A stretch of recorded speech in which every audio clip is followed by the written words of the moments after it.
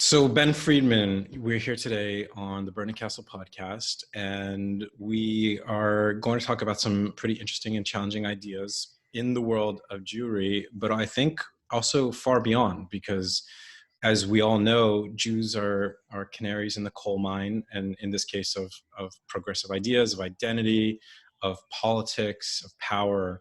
Um, so I wanted to hear from you what your take on things, and as an educator, as someone who has done a lot of work in the field of Holocaust education, and as a teacher yourself.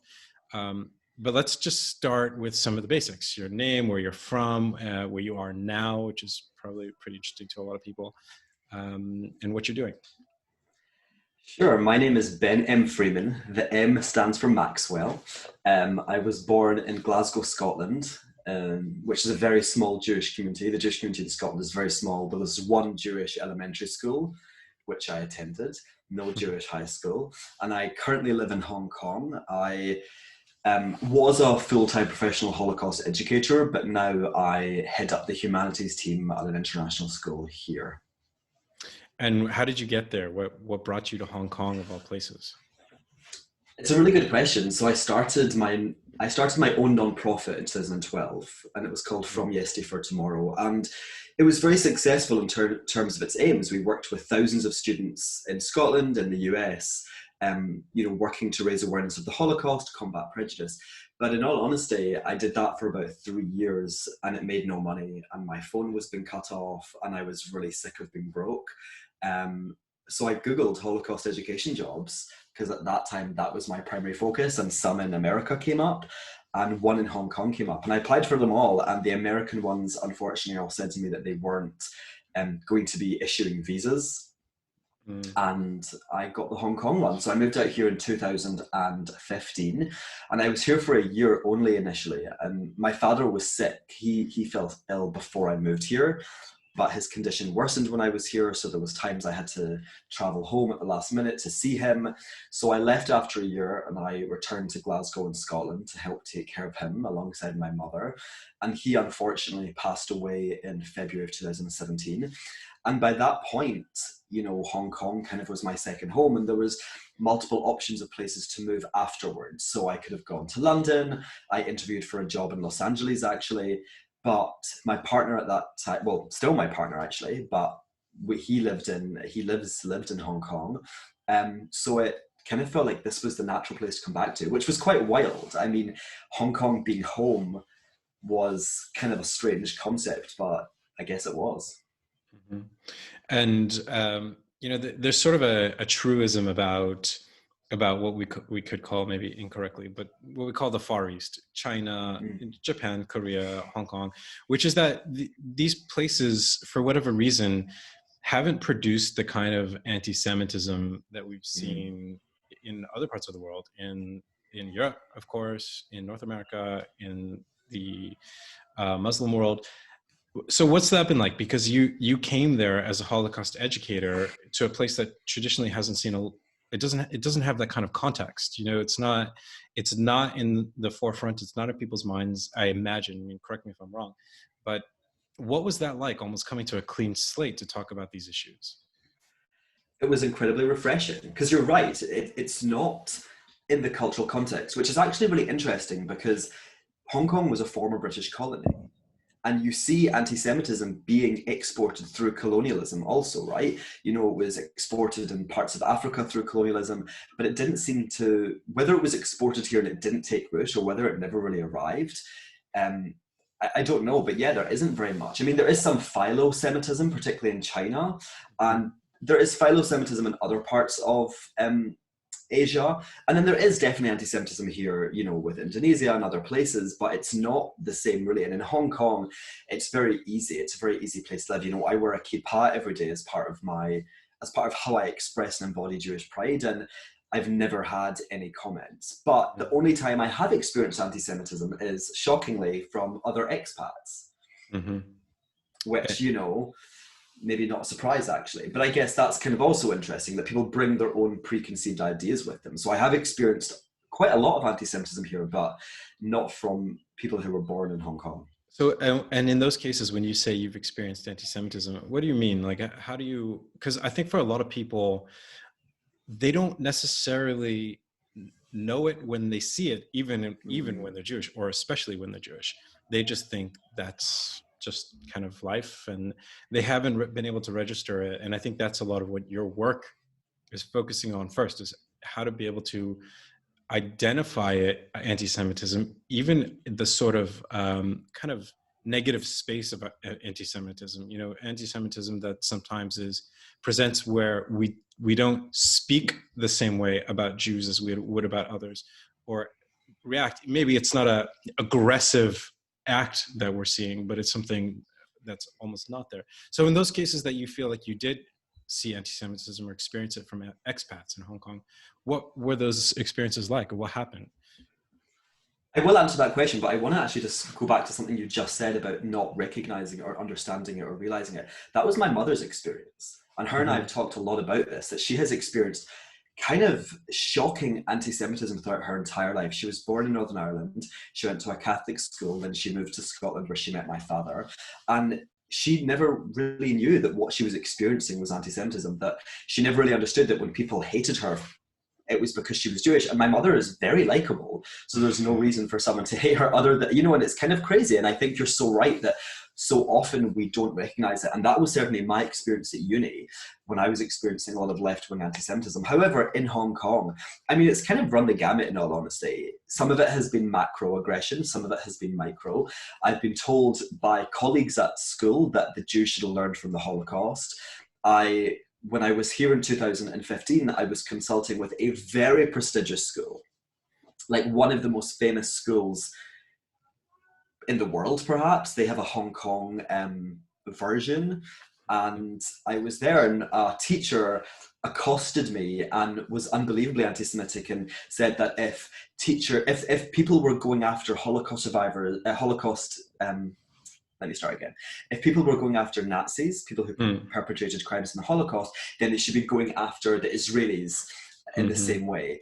And this was very shocking. I mean, this was really an unbelievably prestigious school. So I've been told that Jews are wealthy. I've been told that I've had my Jewishness defined for me by non-Jews, by people from Scotland, from the United States. When I tell them, you know, we're an ethno-religion, our identities are complex, in the next sentence they say, so as a faith-based group or as a religious person, and they refuse to see it. And I do consider that to be a microaggression because it's defining my identity. And I have another interesting perspective, which is I'm also a gay man. So I see how the world treats LGBTQ plus people. People say to me, what are your preferred pronouns? Would you like to be called a gay man or queer or LGBTQ plus? And everyone is so careful and actually fall over themselves to try and be accommodating. But I also see how the Jews are treated, how we are treated. So it really runs the gamut. And I didn't think it would be a problem when I moved here. As you said, Asia is not known for anti-Semitism. So when I did experience it from expats, it was incredibly disappointing. And it still hurts. It hurts just as much as if I had experienced it in the UK or the US. Yeah, of course. I mean, it's probably even more so because you would assume that it's not there. But that's one of those peculiarities, which there are many concerning anti-Semitism, which is that it's in all the places, including those you would least expect, and also in places that there aren't any Jews or haven't been Jews for a long time, which is one of those things. Or in some cases, there have never been Jews in those places, and there are still those attitudes and prejudices for whatever reason. And you know, I think the question I would put to you is, why do you think it is? You know, why do you think, and not to explain the totality of anti-Semitism, which I think is like explaining the totality of evil, but to explain in the experiences that you've had, what do you think was motivating that kind of animus? Was it ignorance? Was it hatred? Was it, you know, what was the feeling that you got accompanying those experiences? I mean, I think it was both. It was not both necessarily in all circumstances, but I have felt hatred, I felt ignorance. But you know, I think this is one of the most curious things about anti-Semitism, or, you know, I mean, actually, I'm now calling it more often than not anti-Jewish racism. I'm trying to kind of move away from saying anti-Semitism, although it is difficult because I'm just so in the habit of saying it. But, you know, whatever, a hatred of Jews, I think the most curious thing about it is so deeply embedded. It really is so deeply embedded. And actually, of course it is. And there are some people who argue against that, which is, in my perspective, just fantasy. It is not possible for one type of prejudice to have existed for so long, targeting one specific group, if it isn't deeply embedded. So it is systemic, it's institutional. And I think also the reality is, it's not about us as individuals. This is about the concept of Jews. What do Jews represent? And the way that I understand it, and the way I explain it to my students, it's, you know, tomorrow I'm starting my annual class on the Holocaust. Every year I teach a 3-month class on the Holocaust to non-Jewish students. And we use this idea to help them understand the exact question you asked. And it's, you know, for everyone who has read Harry Potter. In Harry Potter and the Prisoner of Azkaban, we meet a magical creature called a Bogart. And no one knows what this creature looks like. The creature is always in dark, dank spaces. And in the 3rd book, we meet this creature in a wardrobe, in a cupboard, a closet. And when an individual sees it, this creature, the Bogart, takes the shape of whatever that person fears most. So for me, I hate spiders, so it would turn into a spider. Actually, for you, it would look like something different. And I say to my students, that is the purpose that Jews represent to the non-Jewish world. We represent their biggest fears. And I do think it, and it's kind of amazing when you see it, when you see that idea, that theory manifest in real time. But that is my experience, that we, to the right, we are not white and we're trying to destroy the white race. To the left, we are white, we are kind of the apex of whiteness, and we're responsible for all the crimes that whiteness is held responsible for. And I think that is the way to understand it. And it's the way that I understand it. And it also is the way, in a way, it makes me feel better. In some ways, it's scarier, actually, that we serve this purpose to the non-Jewish world. That's very frightening. But when I experience anti-Semitism, I find great comfort in naming it and be like, okay, this is racism. This has nothing to do with me. This is about this person's racism and their bigotry and their indoctrination, their socialization, which all of this is. It's not necessarily that they're a deeply hateful person, but for sure they have absorbed hate around them. So that to me is what it's about. It's about we represent whatever the non-Jewish world fears most, which is why it shapeshifts. So, you know, there is a specific flavor that anti-Semitism kind of has regarding in which context. Mm-hmm. Yeah, that's fascinating. I had never thought of it in that way. You know, I think it still kind of begs the impossible question of why us? Yeah, of all crazy. the people. But especially, you know, there's 14.7 million of us. And that's when I say to my students, you know, when we go through the libels and the tropes, it's like 14.7 million people controlling the weather. And this is also another facet. And this is actually not just with regards to anti-Jewish racism or whatever. It's all hate. None of it is rational. But, you know, George Orwell, who actually himself was racist against Jewish people, but he seems to be quite self-aware about that. He wrote this essay in 1945 called Anti-Semitism in Britain. And he says something which is so true. He says, people often we all think we're rational. And when we try to understand anti-Semitism, we fail to start in the one place where we should, which is in our own minds. Because if we all assume we're rational, then we couldn't possibly fall victim or fall prey to this irrationality. But it is irrational. And actually, it's also contradictory in its almost inherently. You know, the Nazis were very comfortable with contradiction. Jews were blamed for both capitalism and communism. We were both, on the one hand, very, very rich, and on the other hand, very poor. And there was no discomfort. There was no like, hey, wait a minute, how can these polar opposites be true at the same time? But I think it's not about us. It's not about the things that we do. It's about the purpose that is imposed onto us by the non-Jewish world, which then I think is interesting when, and people have said to me about my book, what happens if Jewish people walk about with their heads held high? Like, won't that bring on anti-Semitism? And it's like, well, has anything we've ever done brought on anti-Semitism? If we're proud, they hate us. If we're not proud, they hate us. If we hide, they hate, it's not about us. It's got nothing to do with us. Yeah, that's a very interesting take on it, and I think it's the one that makes the most sense when you think it through. But I've also had this kind of growing intuition that, let's call it a supposition, that maybe there's a metaphysical character to anti-Semitism, which is if you're reading the Hebrew Bible, the Torah, it certainly is presented that way, that there is a moral and eternal war between forces of good and forces of evil, and evil hates good, and that's what we've also seen from books like Harry Potter and from Lord of the Rings. And sometimes I feel that it defies rational expectation to the point that maybe we just think about it in a non-rational metaphysical way, but I don't know.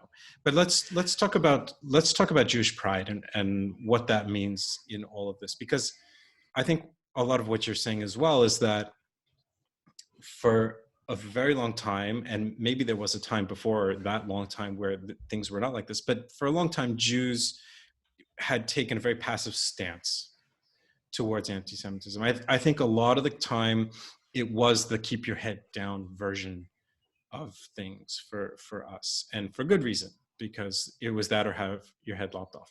But we live in a different world today, and that's the world that you're addressing. And let's, before we dive into the topic, let's just talk about where the concept of Jewish pride came from in the first place. So it really was born out of two journeys that I took. The first, very simply, was my journey to LGBTQ plus pride. I am gay. I was a gay teen in the early noughties when there was no LGBTQ plus representation. There was no Drag Race. There was no It's a Sin. It was quite a lonely, isolated time in my life. Or, I mean, that's me being, polite about it. It was unbelievably awful, actually.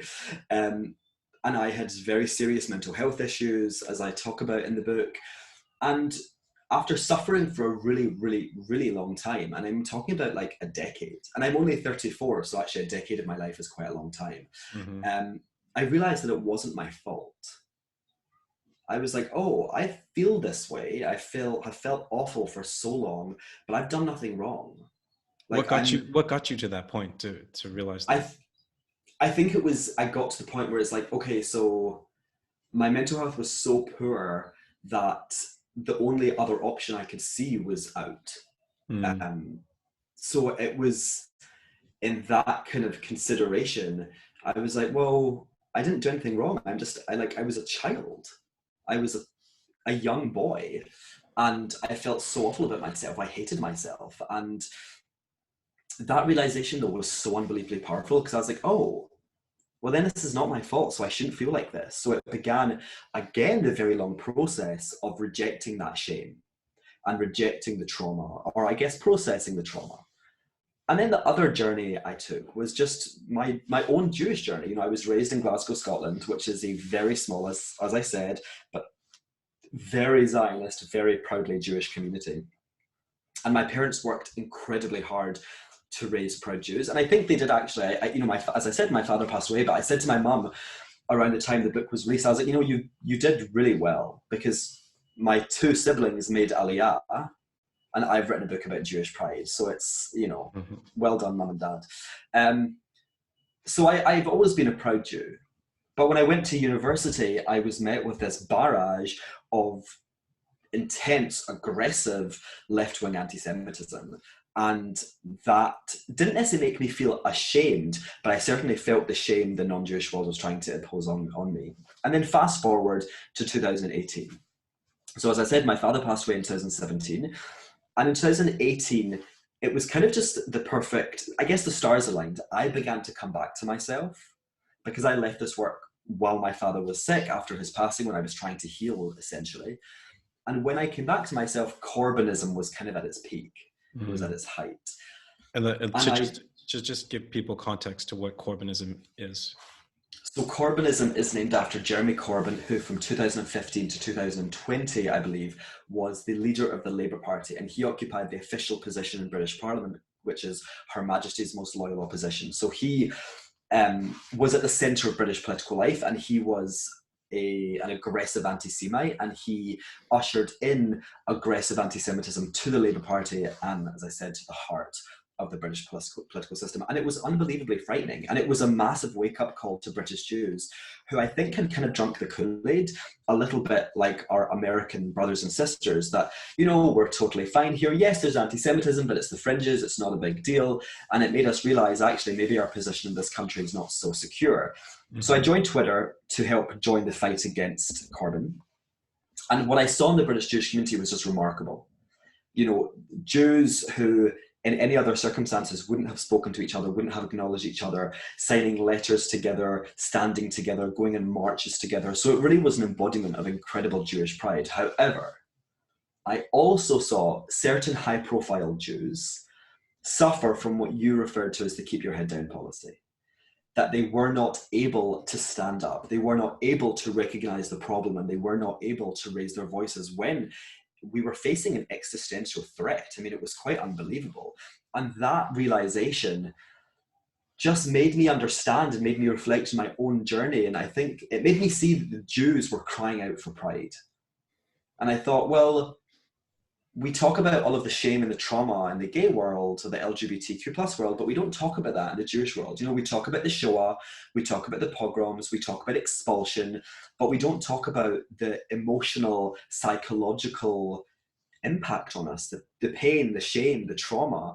And I think that's to our detriment. So I kind of started to conceive a Jewish pride movement as not only an antidote to this shame and trauma, but also as a kind of inoculation for it going forward. And what does it mean? How do you see it? Because, you know, we know that the word pride can be used in a number of different ways. And in a lot of cases, it's used in very damaging ways. And in a lot of ways, it's used in very, as you say, healing ways. And how do you conceive of that in almost in a practical sense? What does it mean to develop Jewish pride collectively in an individual? How do we nurture it? How do we express it in a daily basis? Well, I think what you said there is really important. It is a collective thing and an individual thing, first of all. I've got three main aims. One is to help Jews reject the shame of anti-Semitism, anti-Jewish racism. The second is to help Jews reject non-Jewish definitions of what it means to be a Jew.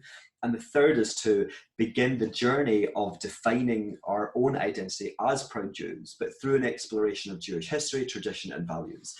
And I think that, you know, in the last chapter of the book, that's kind of like my blueprint to Jewish pride. And I think that it will look different to everyone. And there's beauty in that. You know, we are an incredibly diverse people.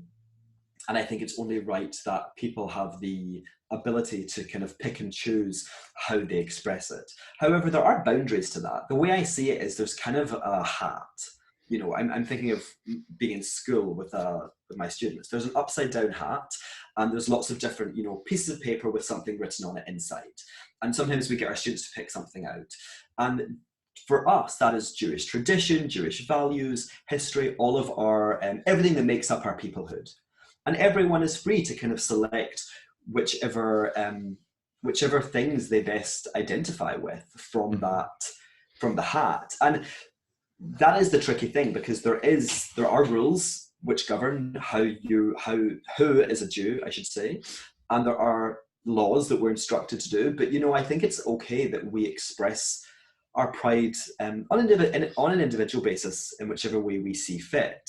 But at the same time, it is collective. So I think it's important to connect with other Jews. It's important to connect with the wider Jewish experience. I think Zionism is an absolutely integral part of Jewish pride. I say quite clearly in the book, it is not possible to be a proud Jew and to be an anti-Zionist. It's just impossible. Because Jewish anti-Zionism is an expression of internalized anti-Semitism. And, you know, it's also about having conversations and dialogue. And, you know, there is an old adage which says, you have 3 Jews, you have 15 opinions. That's kind of true. But the conversations that we have to have and the ensuing arguments, debates, whichever you want to call them, they're ours to have.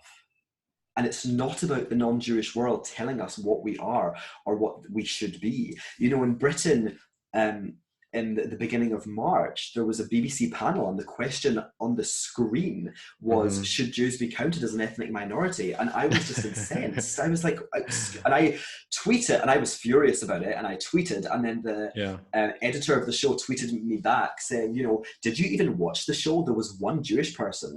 And my response was like, oh, thank you so much for including one Jew in a conversation about Jewish identity. It's really about advocating for ourselves. With regards to the non-Jewish world, it's about understanding that we're allowed to put up barriers or impose boundaries. We're allowed to advocate for ourselves. And in terms of ourselves, it's about engaging in Jewishness and Judaism, whilst also beginning this journey of processing the pain and the trauma. I mean, it's many things, it's complicated, and the book aims to begin a conversation. The book does not claim to be kind of the fail-safe guide to Jewish pride. It's the book on Jewish pride, but it's the book that aims to begin the movement, begin the conversation. Yeah, that to me is really the essence of what you're saying, is the conversation among and between different Jews and individuals, of course. But, you know, one thing I've noticed, at least among certain Jewish communities, is the willful ignorance. And maybe that's not certain Jewish communities, maybe that's all Jewish communities. They're just willfully ignorant about different elements of Jewish life. But that to me is one of the most damaging things, because people just say that's not me, that's not who I am, and that's completely not true. Maybe that's not all of who you are. Maybe, you know, religious Judaism is not all of you, but part of you came from that, maybe even a small part. And the same thing goes with secular Judaism and religious Jews who would just want to kind of blanket out as if it's not a thing, as if they're not Jews. And, you know, that kind of thing, it's like Jews already face enough outside persecution. Yeah. And then this kind of internal dissension obviously doesn't help things, because it prevents us from speaking loudly. Absolutely. And I think it's really damaging. And I think that, again, there are conversations to have and there are disagreements to have, but I think that we should really be considering how we have them. And I think you're right. We often try to be the good Jew, which is, I'm Jewish, but I'm not that type of Jew. Or I'm a Zionist, but I'm not that type of Zionist. And this qualifying of our experience, I think, is deeply inappropriate. Yeah. And it's deeply rooted in shame. You know, I'm not, I went to a Reform shul growing up. I'm a member of a Reform shul in Hong Kong. And the word shul, for anybody, is it's sort of an internal code or term for synagogue. Place of it's Yiddish, right? Yeah. It's a Yiddish term, and it comes from, I mean, my family, my recent ancestors were Ashkenazi, and the community in Glasgow, I think in most of the UK, is pretty Ashkenazi, I have to say. Yeah. So that is the predominant culture, the Jewish culture anyway. Yeah. But yes, you know, there are definitely Orthodox Jews who would look at the way I live my life and just be horrified.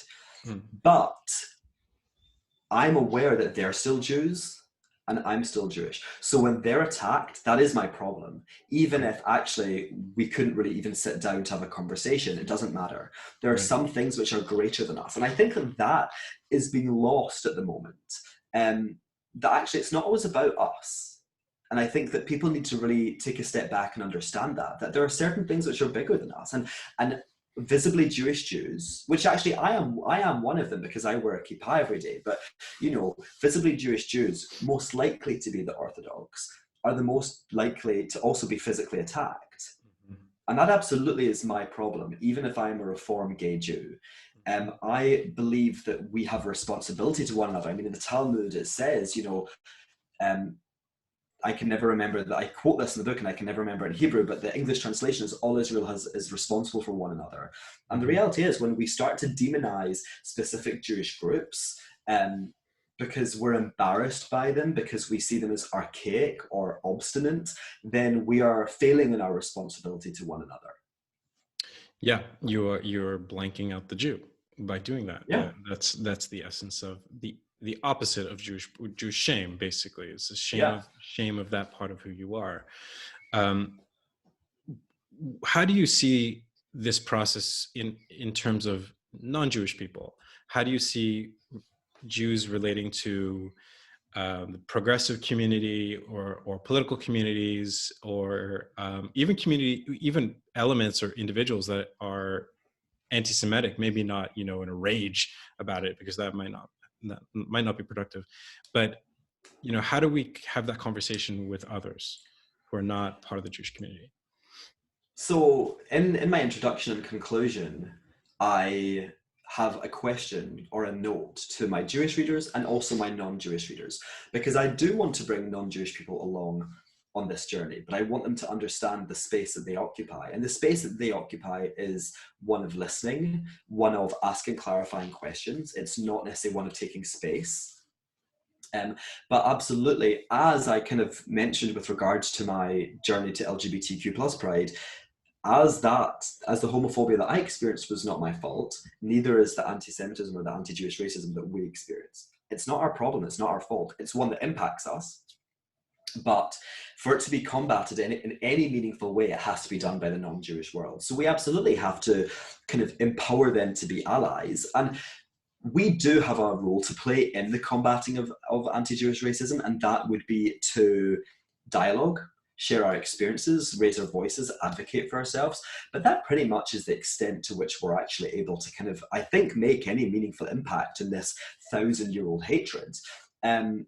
So absolutely non-Jewish people have a place. And listen, my partner's not Jewish. We're all interacting with non-Jewish people all the time. So it's not about rejecting. It's not about segregating. It's about integration, but doing so as proud Jews. And I also think with regards to there's big conversations right now about the progressive world.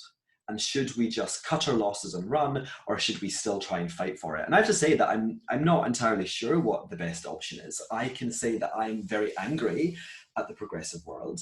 And I think that whatever kind of path you choose, it has to be rooted in advocating for the Jewish people and understanding that we're allowed to advocate for ourselves. And I think that is something so damaging.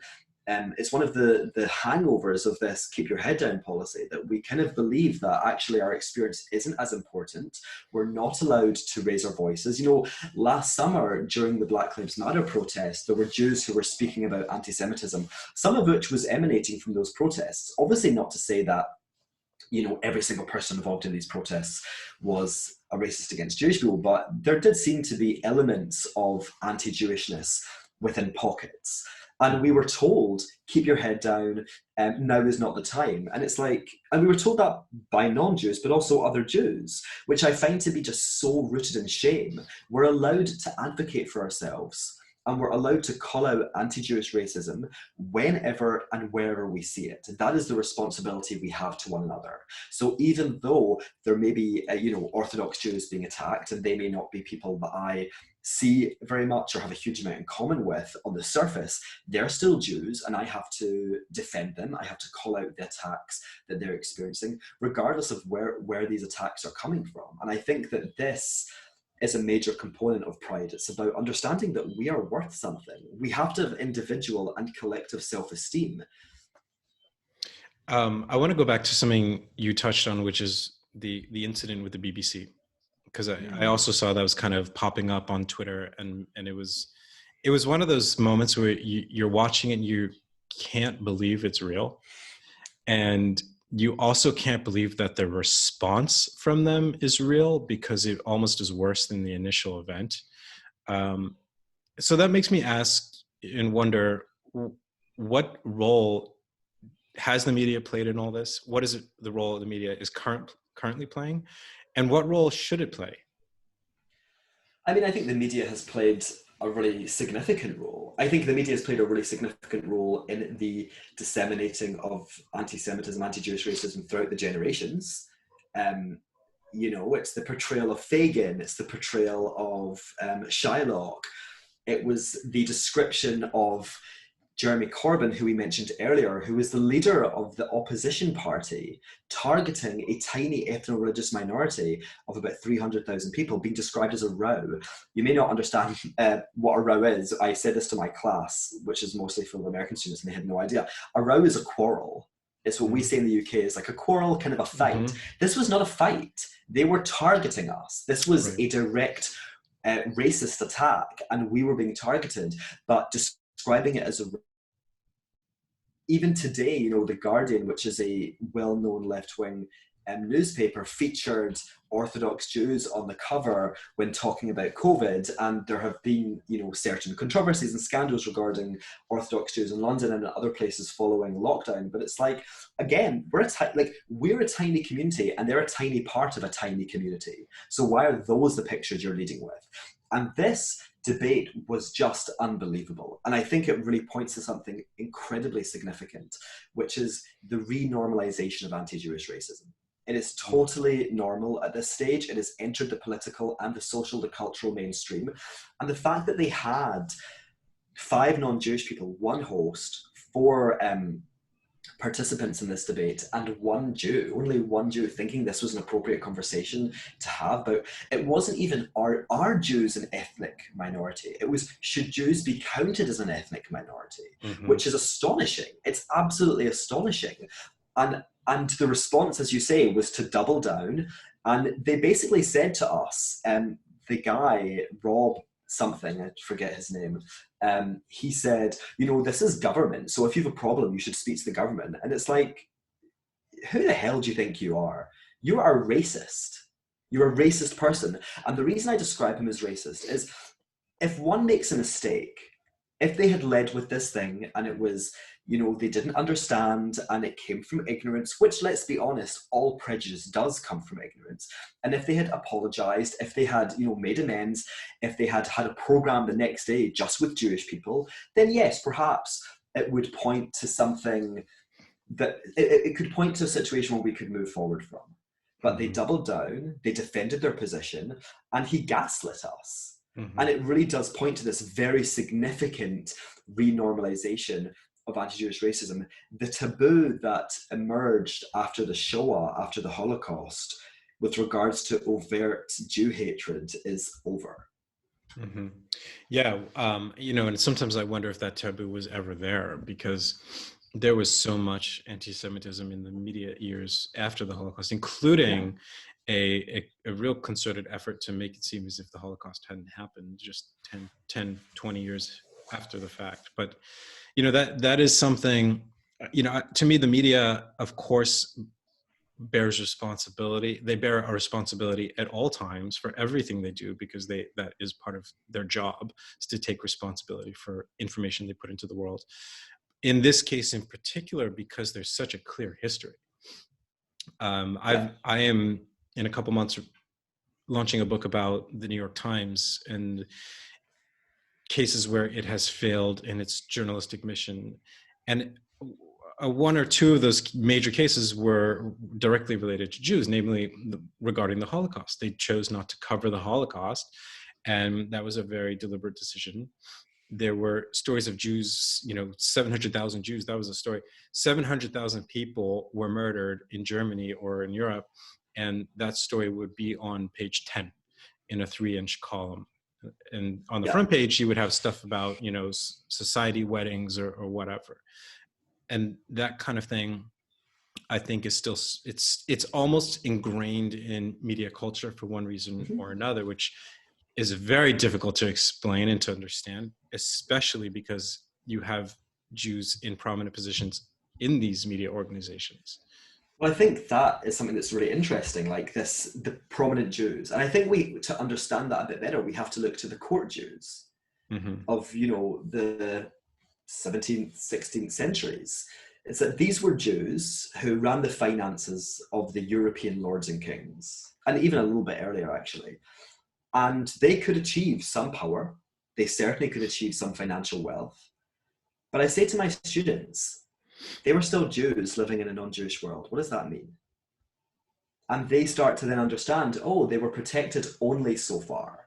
And it also means that when you as an individual have battled against a system, and anti-Jewish racism is systemic, it's institutional, it's deeply embedded. So when you as an individual have battled against a system and achieved something, you are often primarily concerned with keeping that, keeping the resources you've gained, keeping the position, sustaining the position. You know, we had that during the Holocaust in America with FDR's Jewish aide, who Samuel Rosenman, I believe, I write about him in my book. I forget his surname. I think Samuel Rosenman, who was a Jew who advocated against Jewish refugees from Europe coming to America. And it's very easy to judge him. And I actually believe that we should judge him, but we also have to understand why he did that. And he was a Jew living in a deeply racist world. And that is the reality. That's their wider context. And I think that we fail to understand, again, the psychological impact that this racism, this bigotry has on us as individuals, even if we are allowed in that system to achieve a certain amount of power and financial wealth. And it's also, you know, we're talking about the New York Times, which is an American newspaper, obviously. And I have to say, I'm not entirely sure the majority of the American Jewish world really understands anti-Jewish racism because of the experience they've had and because of the experience they think they've had. Mm. Yeah, that's a great point. It's something that I've thought about in terms of the American Jewish exceptionalism that they have had for the last few decades, at least, quite an exceptional experience of life as a Jew or as a community of Jewish people compared to the rest of the world, where in the UK, in Israel, in the UK, my wife is British. And so when we're in London, we go to synagogue in London, and invariably you're passing through layers of security. You've got these guys standing outside in green, high visibility vests, and they're volunteers, a mix of volunteers and professional security people. And that is the reality of going to a place of worship in a modern European capital. And for American Jews, until very, very recently, that was unimaginable. I mean, I grew up in the US. You would never think that there would be security in your synagogue unless you're in an unusual situation. But that's over. I mean, we've seen with Tree of Life massacre, with the Poway shooting at the Chabad in San Diego, with the spate of just almost daily, weekly, certainly, anti-Jewish violence, including in very Jewish places like Crown Heights of New York, that exceptionalism is gone, and American Jews have kind of joined the rest of the world in that regard. I actually don't think there ever was American Jewish exceptionalism. I do think that it was certainly a more exaggerated version, but it was not totally dissimilar to other experiences in Jewish history. You know, pre-Dreyfus in France, you had unbelievable levels of acceptance. I mean, Dreyfus's trial, so the trial of Alfred Dreyfus took place at the end of the 19th century, and he was a captain, I believe, in the French army, and he was accused of selling secrets to the Germans. And he was framed, and it was discovered that he was framed. He didn't do it. And it unleashed this wave of anti-Jewish violence. It was an orgy of violence. The only reason that could have happened in France was because he was a captain, and because in no other European country could a Jew become a captain in the army. So in France, pre-Dreyfus, there was huge levels of acceptance. And I think that, and I actually talk about this in my third chapter, it's a chapter on acculturation. And look at the German Jews before the Shoah. My family included, Jews went to Germany because they saw it as a safe place to live. They also called their synagogues temples because they had Germany who needed Israel. You know, they were more German than the Germans, but actually even for them, and actually like America, there was never a time in German history without anti-Jewish racism, and there was never a time in American history without it. I just think that people felt, because acceptance was growing, they felt that the small examples were not, they didn't define the situation. It was like, okay, they were the exceptions. But actually, I think that these feelings clearly never went away. What we're seeing now doesn't come from nowhere. It is rooted in what has come previously. So I think that that to me is part of what I see my mission in terms of when I speak to American Jews. And I want to obviously be very respectful. I'm not American, I'm obviously Scottish, but I think sometimes having space and distance allows you to see things maybe in some ways a little clearer. Yeah, I think that's generally the case. I mean, when you're in the forest, you can't see the trees. I mean, that's sort of a truism. So what do you say to people who are listening? What do you advise them? I mean, of course, I think your book is an important one, and it's important even when we just think about the concept, that no one had ever put those words together, or has, at least I have never heard it in this way, and to take this concept and to hold on to it and integrate it. But how do you, what would you give them as guidance to say, going forward, start today, what do I do? What steps can I take to make a change for myself and for people around me? I think it really involves active work. And when I thought of the title of the book is Jewish Pride Rebuilding a People. And when I was thinking about the title, which actually came at the very end of the book, I wanted to select something which implied active work, which is why I chose the word rebuilding, because it really is active. We have to look into ourselves. We have to think about the bias that we perhaps have against our own people. We have to think about instances of shame or embarrassment that we have felt, unpack them, but unpack them without judgment. This is not about people feeling badly about themselves. This is about people understanding, as I mentioned with the court Jews, we're Jews living in a non-Jewish world. And I begin the book with a quote from my late father, which is, "The non-Jewish world hates Jews." And he was right.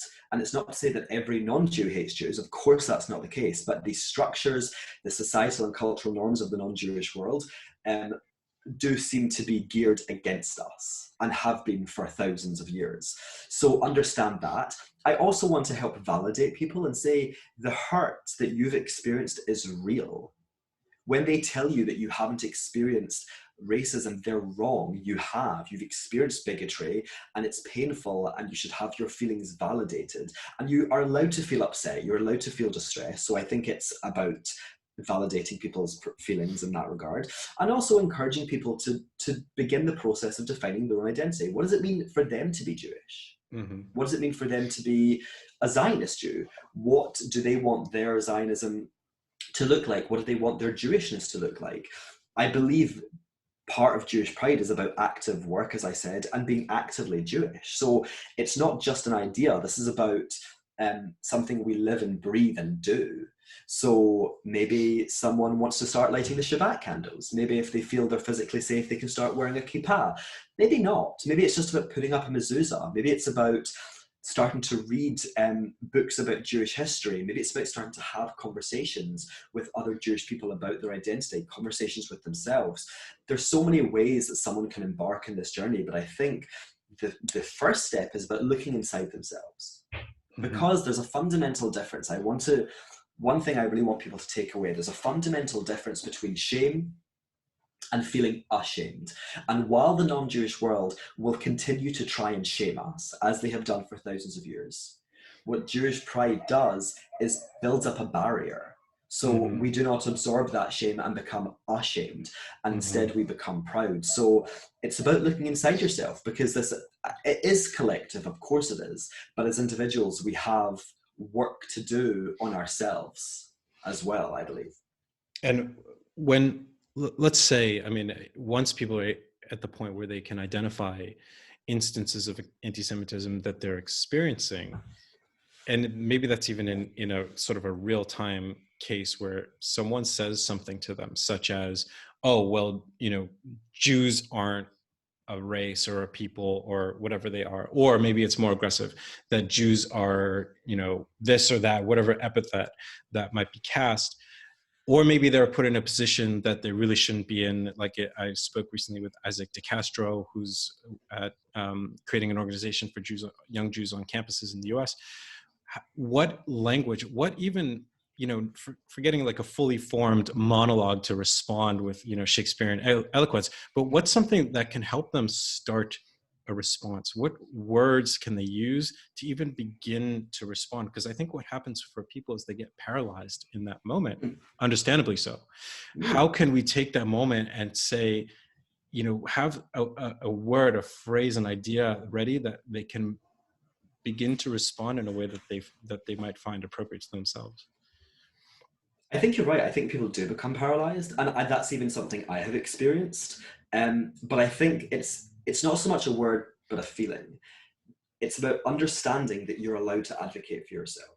Mm-hmm. So though you may, and often these instances of anti-Jewish racism set out to define either our identity or our experience. Mm-hmm. It's about understanding that no, that person does not get to do that, and you're allowed to advocate for yourself, and if you feel physically safe to say something. And it's really difficult to know, what exactly one should say in those circumstances, but I definitely think it's about knowing that you should say something, which is really, for me, it's just about, I always say to people, like, do you think you know more about being Jewish than I do? Like, not only is this my work, this is my lived experience. Mm-hmm. And you see the people start to be like, oh. And sometimes they fight back, and sometimes they say, okay, you're right, I'm sorry. But it's fundamentally about understanding that we're the masters of our own destiny. We are the experts in our own experience, and the only people who get to define our own identity. So I really believe that knowledge, that self-esteem is the most important thing. And it is difficult because, it's, while I believe that we should understand our own history, and I actually believe that understanding our own history and teaching it correctly is integral to the continuation of our peoplehood. It's quite difficult because not everyone is a historian, not everyone wants to be. So not everyone can answer every single charge made against a Jewish person. That definitely is tricky, but I think it's just about understanding at your very core that you're allowed to advocate for yourself, and you're also allowed to leave a conversation. Mm-hmm. It is not. So I would just say it's not each individual person's responsibility to stand and fight and educate if they feel unsafe, whether that's physically or emotionally.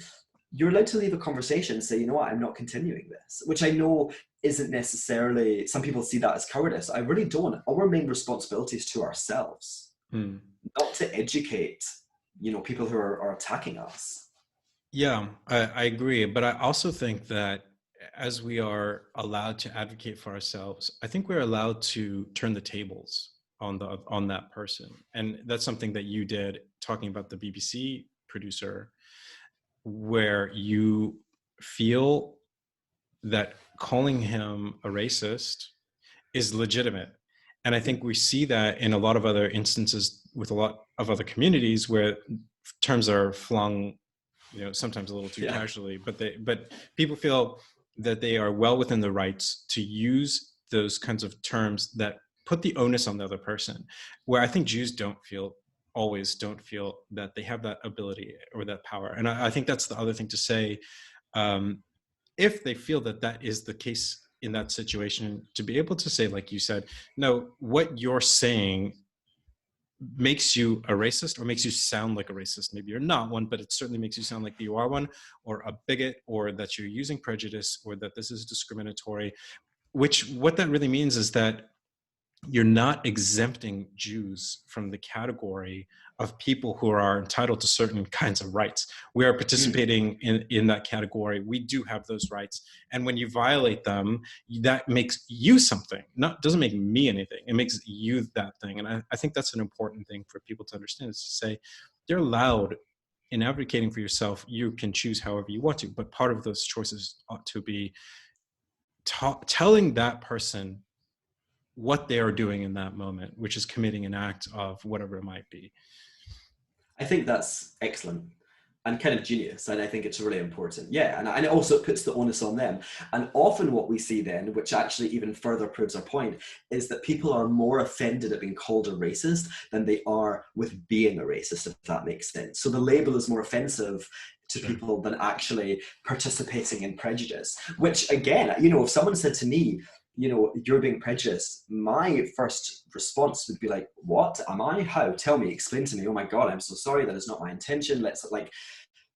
but that is often not the case, especially in my experience. But you're absolutely right. And that's why I call people racists. I'm always a little bit nervous because in Britain, the libel laws are, I think, a little, Sure. it's different in America. But no, I think you absolutely should be able to call Jeremy Corbyn is a racist. The editor of the BBC program is a racist. Whoever else, Louis Farrakhan is a racist. If you're going to continuously persecute, antagonize, demonize us, we are going to call it what it is. And that's one of the reasons, I've had quite a lot of people message me recently about why I use the term anti-Jewish racism or anti-Jewish, and not anti-Semitism. Say, first of all, anti-Semitism was a word created by racists. It was not a word that we created. It was created in 1879. It was coined by Wilhelm Marr and in Germany, and it was an attempt to intellectualize Jew hatred. So I think there's something to be said, even on a self-esteem basis, about rejecting that term. But, in Europe and in Britain, we are considered to be an ethnic minority, and legally, and so racism is something that we experience. And I also think that part of the issue is that people say, racism and anti-Semitism, anti-Black racism, anti-Asian racism, and anti-Semitism. It's like, no, actually, it should be anti-Jewish racism, because I think that sometimes the almost, I don't know what's the word, the fact that even it sounds different helps people distance themselves. And they do anyway, for a variety of reasons, and how it is expressed, that we're powerful, we're rich, blah, blah, blah. But yeah, I think that we are able to define our own identities and our experience. And that, exactly as you said, involves sometimes calling people what they are. Yeah. And I think the last thing I would add is, from my point of view as a storyteller, is to tell your stories. Tell the stories. It doesn't mean you need to position yourself as a victim in those stories, but you can tell that story of what happened to you. Maybe it didn't come out in the moment you experienced it, but it's often more important to tell the story afterwards, because that way other people share that experience and can understand what you feel. And it could be as simple as writing it on Facebook and not being embarrassed and not being ashamed by that moment, but saying, look what happened. Not look at what happened to me necessarily, look at what's happening in this world, and look at what's happening in our community, and to be able to take that step. I think that's an important part of being proud of who you are, as feeling entitled and empowered to make those kinds of experiences clear to others as well. But yeah, I think, go ahead, please. No, I was going to say, I totally agree with you. And it's not that we're victims. We're not victims. We have been victimized. And again, they're very different things. We are part of an incredibly rich, beautiful, diverse culture. We're each an individual thread in a greater tapestry of Jewishness. And we're not victims, but we are victimized. And we have a right to tell our experiences and our stories. I absolutely agree. Yeah, and as we've seen, so many of those stories have become works of priceless literature in terms of understanding our common, not our Jewish history, but our common history, whether it's Elie Wiesel or Primo Levi or Anne Frank. I mean, you would not, as heinous as what they suffered is, we would not want the world to be without those works. We because they enrich our experiences as human beings, whether we're Jews or not. So, I really urge and encourage everyone to go out and buy the book, Jewish Pride by Ben Freeman. It's available where? It's available on Amazon, on Book Depository. It's available on Kindle. And, it's kind of wonderful. I've put this piece of work into the world, which is a very vulnerable thing to do. It is part memoir, so that it kind of adds to the vulnerability. But it really has resonated with people. And living in Hong Kong, I'm in a separate time zone, obviously, to Europe, Israel, the United States, many other places. But every day I wake up to messages of people saying, thank you. Thank you for validating my experience. Thank you for explaining to me what I've been experiencing and helping me understand the kind of greater Jewish experience. And I think this is a book that all Jewish people need. And I hope that it's going to change the Jewish world for the better, obviously. Certainly. And I would add to that I also think it's a great book for people who are not Jewish to read and to experience, because it gives them insight into something that's at one and the same time particular to Jews in the Jewish world, but also to the world in which we live. And these are issues that everybody is facing, and all communities are having to deal with at this point in time. So I think it's adding to that rich literature about identity and about community struggle in the face of, you know, whatever people might be facing, and how anyone can respond regardless of who you are, where you come from. So thank you, Ben. We will be posting this with show notes and links to the book. And yeah, thank you for the work you're doing. And we look forward to seeing more of it. Thank you so much. Thank you for having me. This has been wonderful. All right, Ben. Bye-bye.